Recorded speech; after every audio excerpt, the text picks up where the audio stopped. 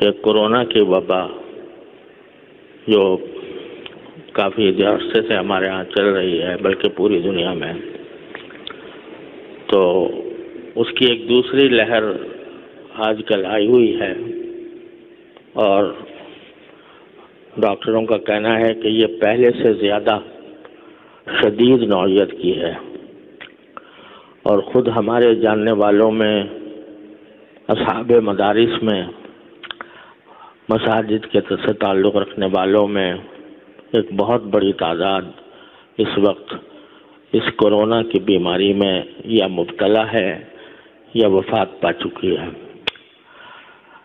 اس وقت مجھے ہمارے بہت ہی محسن ڈاکٹر ہیں، ڈاکٹر عبدالباسط صاحب، جو بقائی اسپتال کے ذمہ دار ہیں اور تبلیغ کے نمایاں ساتھیوں میں سے ہیں، اور بہت متدین ہیں۔ دارالعلوم میں بھی انہوں نے دور حدیث کیا ہے، اور خاص طور پر شکر کے امراض کے ماہر ہیں، دنیا بھر میں ان کا نام ہے۔ پچھلی مرتبہ جب کورونا کی وبا آئی تھی تو انہوں نے مساجد کے سلسلے میں اور جو مختلف علماء کی طرف سے مطالبات آ رہے تھے ان سب کا میں ساتھ دیا تھا۔ اس وقت مجھے ان کا ایک پیغام موصول ہوا ہے جس میں انہوں نے کہا ہے کہ اس وقت کورونا کی وبا قابو سے باہر ہو رہی ہے، اور صورتحال یہ ہے کہ کسی بھی ہسپتال میں کوئی ایک جگہ بھی، کسی ایک مریض کے لیے بھی جگہ خالی نہیں ہے، اور جو مریض آ رہے ہیں وہ باہر پڑے ہوئے ہیں۔ تو انہوں نے مجھ سے یہ درخواست کی ہے، یہ فرمائش کی ہے کہ میں یہ اعلان کروں کہ تمام لوگ بڑی احتیاط سے کام لیں، اور جو احتیاطیں بتائی گئی ہیں ان پر سختی کے ساتھ عمل کریں، خاص طور پر ماسک پہنے بغیر گھر سے باہر نہ نکلیں۔ اس وقت ہمارے جاننے والوں میں مولانا عاصم ذکی صاحب رحمۃ اللہ علیہ، جو دارالعلوم جامعہ علوم الاسلامیہ بنوری ٹاؤن کے بڑے مقتدر اساتذہ میں سے تھے، ان کی وفات اسی میں ہوئی ہے، اور بھی ہمارے حضرت مولانا حکیم اختر صاحب کے صاحبزادے مولانا مظہر صاحب اسی میں مبتلا ہیں، اور بھی متعدد حضرات اس میں گرفتار ہیں اور بعض کی وفات ہوئی ہے۔ تو ایسی وبا کی حالت میں اس میں کیا تکلف اور کیا پریشانی ہے کہ ہم ان ہدایات کی پابندی کریں کہ ماسک کے بغیر جمع نہ ہوں، خاص طور سے جہاں پر اجتماع ہوتا ہے، مساجد میں، مدارس میں۔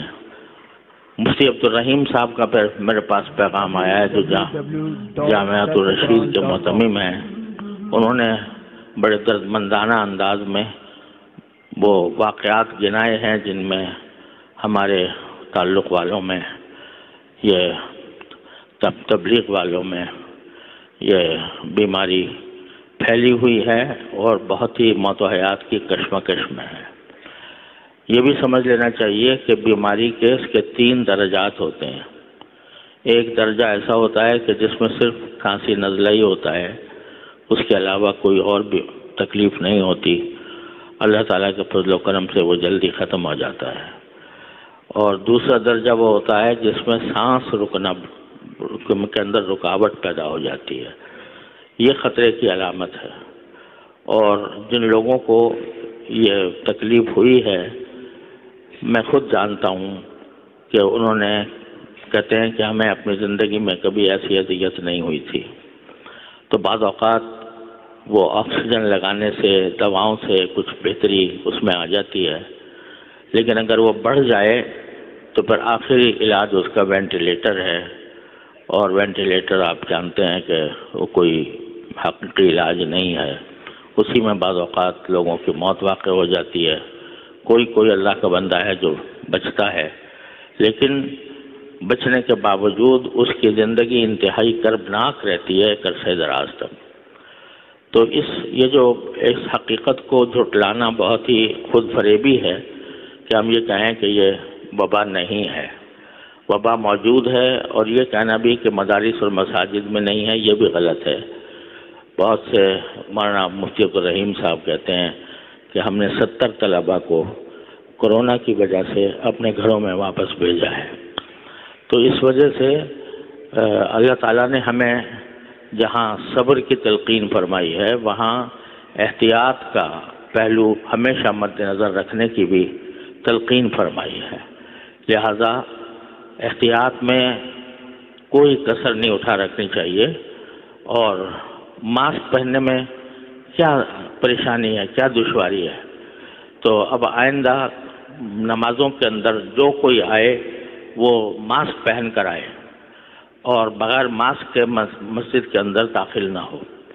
اسی طرح جہاں پر کئی اجتماعات ہوتے ہیں تو ان اجتماعات کے اندر بھی سب لوگ ماسک پہننے کا اہتمام کریں. اس کو معمولی بات نہ سمجھیں. اللہ تعالیٰ محفوظ رکھے. یہ اگر بلا آگے بڑھتی ہے، اس وقت آج کی رپورٹ کے مطابق 4000 نئے کیسز آئے ہیں. تو اور کراچی میں اموات کی تعداد بہت بڑھ گئی ہے. تو اگر یہ احتیاط نہ کی گئی، اللہ بچائے، اور وہ آگے بڑھتی ہے تو اس کے ہم سب مجرم ہوں گے. لہذا سب حضرات سے دستبستہ گزارش ہے کہ وہ ماسک پہننے کا اہتمام کریں اور ماسک پہنے بغیر کسی اجتماع کی جگہ میں ہرگز نہ جائیں. اللہ تبارک و تعالی ہم سب کو اس سے محفوظ رکھے، اور خاص طور سے جو بڑی عمر کے لوگ ہیں وہ خاص طور پر اس کا اہتمام زیادہ کریں. اور یہ بلا وبا جو ہماری شامت اعمال سے آئی ہوئی ہے، اللہ تبارک و تعالی اپنے فضل و کرم سے، اپنے رحمت سے ہمارے گناہوں کو معاف فرمائیں، اور اللہ تعالیٰ اس وبا کو، اس بلا کو ہم سے عافیت کے ساتھ جلدی دور فرما دیں. اس کی دعا بھی ہر نماز کے بعد کرنی چاہیے.